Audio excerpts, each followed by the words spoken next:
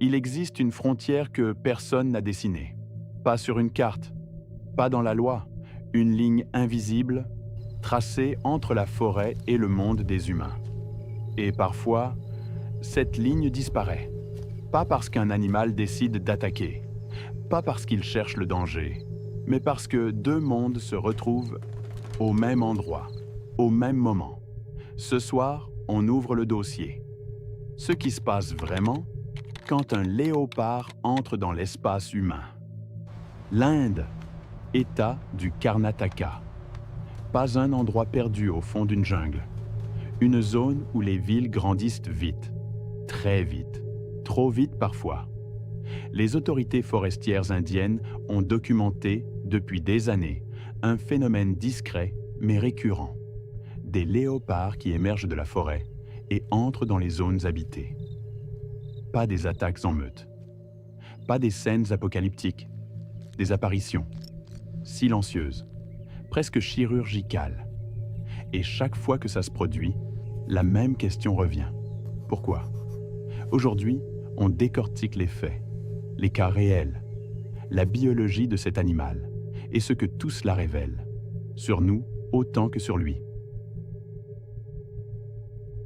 Le monde humain, là où tout commence, Mysuru, ancienne ville royale du sud de l'Inde, environ 1 million d'habitants, des temples, des marchés, des quartiers résidentiels calmes, mais à moins d'1 kilomètre de certains de ces quartiers se dressent les Chamundi Hills, une zone boisée, dense, habitée par des sangliers, des cerfs, des singes et des léopards. Le problème avec les villes modernes, c'est qu'elles ne s'arrêtent jamais. Elles grandissent, petit à petit, maison après maison, route après route, jusqu'à ce que les limites disparaissent, jusqu'à ce que le béton remplace l'herbe et que l'herbe finisse sous le goudron. Et pendant ce temps, la forêt, elle, ne bouge pas. Ce que nous avons construit autour de ces zones naturelles, ce n'est pas juste une ville. C'est une pression, constante, silencieuse, une pression que les animaux ressentent avant même qu'on la remarque. Le léopard ne descend pas vers la ville, c'est la ville qui monte vers lui. Les autorités forestières indiennes tiennent des registres, des rapports d'intervention, des procédures documentées. Et dans ces archives, on trouve des récits qui semblent tirés d'un film, mais qui sont absolument réels. Dossier numéro 1. Une maison dans Siddhartha Layout, Mysuru. Un matin, une femme de ménage commence son travail dans une maison du quartier résidentiel de Siddhartha Nagar. Elle entre dans une chambre. Elle regarde sous le lit. Un léopard de 3 ans la regarde en retour. La propriétaire de la maison, Sujata, réagit avec un sang-froid remarquable. Elle éloigne immédiatement sa belle-mère de 90 ans, ferme la porte à clé, appelle les forestiers. L'animal ne rugit pas. Il ne charge personne, il se cache. Parce qu'il a peur, lui aussi. Une équipe de 20 agents du Léopard Task Force arrive.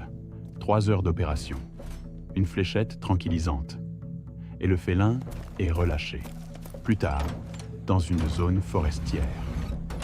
Bilan. 0 blessé. 0 agression. Juste un animal qui avait quitté les Chamundi Hills, situés à moins d'1 kilomètre, et qui s'était retrouvé dans un endroit qu'il ne comprenait pas. Dossier numéro 2. Les observations nocturnes. Ces cas ne sont pas isolés.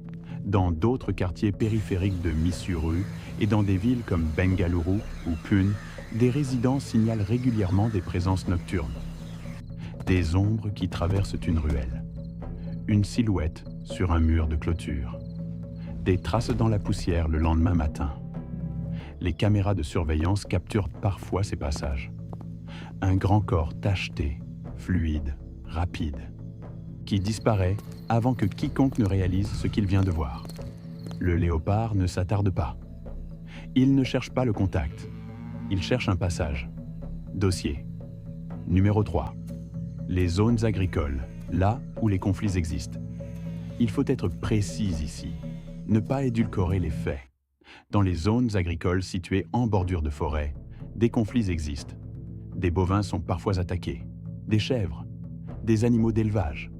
Ces incidents sont documentés. Ils créent des tensions réelles entre les communautés rurales et les équipes de conservation. Mais la distinction est essentielle.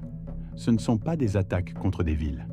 Ce sont des collisions à la frontière exacte de deux espaces qui se chevauchent.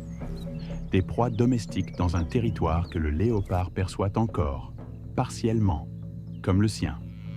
3 dossiers, 3 types de confrontations. Et à chaque fois, le même fil conducteur. L'animal cherche à survivre, pas à dominer. Pour comprendre pourquoi tout ça arrive, il faut ouvrir un dossier différent. Pas une archive d'incidents, une archive biologique. Le léopard, Panthera pardus, est le félin le plus adaptable de la planète. On le retrouve sur 3 continents. En Afrique subsaharienne, en Asie centrale, en forêt tropicale, en savane, en montagne, à des altitudes supérieures à 5000 mètres. Et oui, à la périphérie de certaines villes. Pourquoi cette adaptabilité? La réponse tient en un mot: opportunisme. Le léopard ne planifie pas. Il suit la nourriture, les proies, les zones de passage. Et quand les forêts se fragmentent, quand un couloir naturel disparaît sous une route nationale ou une zone industrielle, l'animal ne disparaît pas avec lui.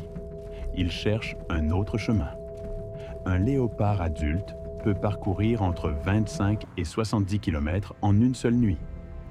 Il est capable de franchir des zones très perturbées par l'activité humaine sans se faire remarquer. Il chasse principalement entre le crépuscule et l'aube, exactement quand les humains ne regardent pas. Et dans 90% des cas documentés d'incursion en zone urbaine ou périurbaine, il évite activement le contact direct. La plupart du temps, il est passé. Et personne ne l'a su. Le léopard n'est pas un chasseur de ville. C'est un survivant qui navigue dans un monde que nous avons reconfiguré sans lui demander son avis.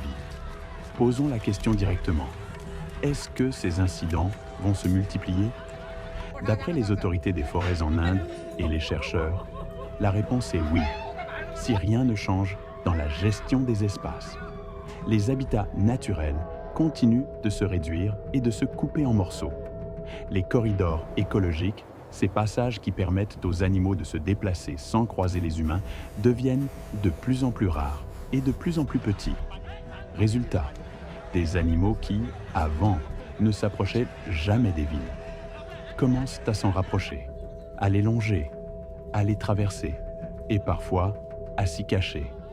Des équipes de chercheurs comme celle du Wildlife Conservation Society India ou du Snow Leopard Trust travaillent depuis des années sur ces questions. Leur conclusion est cohérente. Les conflits humains-faune sauvage ne sont pas inévitables. Ils sont le symptôme d'un aménagement du territoire qui ignore la biologie. Les solutions existent: corridors faunistiques, zones tampons, éclairage adapté, protocoles d'intervention rapide. Des choses concrètes, documentées, qui fonctionnent. Mais ce qui est frappant dans tous ces dossiers, c'est quelque chose de plus fondamental. À chaque fois que l'on a observé un léopard dans une zone urbaine, avec des caméras, avec des données, avec des rapports d'agents forestiers, le même schéma est apparu. L'animal entre. L'animal se cache. L'animal cherche une sortie. L'animal part. Il ne conquiert pas la ville. Il la subit. Ce que ces histoires nous montrent, ce n'est pas une invasion. Ce n'est pas une guerre entre la jungle et la ville. C'est une superposition. 2 mondes qui ont grandi côte à côte, sans protocole, sans négociation, sans même vraiment se voir. Et parfois, dans un couloir sombre, sous un lit, sur une caméra de surveillance. Ces 2 mondes se croisent. Le léopard ne traverse pas la ville pour attaquer. Il la traverse parce que la ville, elle, a traversé son monde. Et dans ce silence entre les deux, se trouve la vraie question. Pas comment stopper l'animal, mais jusqu'où allons-nous continuer à effacer la frontière? Lupus Archive. On n'invente rien. On ouvre des dossiers que d'autres préfèrent laisser fermer. Si ce type d'enquête vous parle, si vous voulez continuer à explorer les angles morts entre la nature, l'histoire et le monde humain, alors la seule chose à faire, c'est de rejoindre l'archive. Abonnez-vous, activez la cloche et revenez au prochain dossier.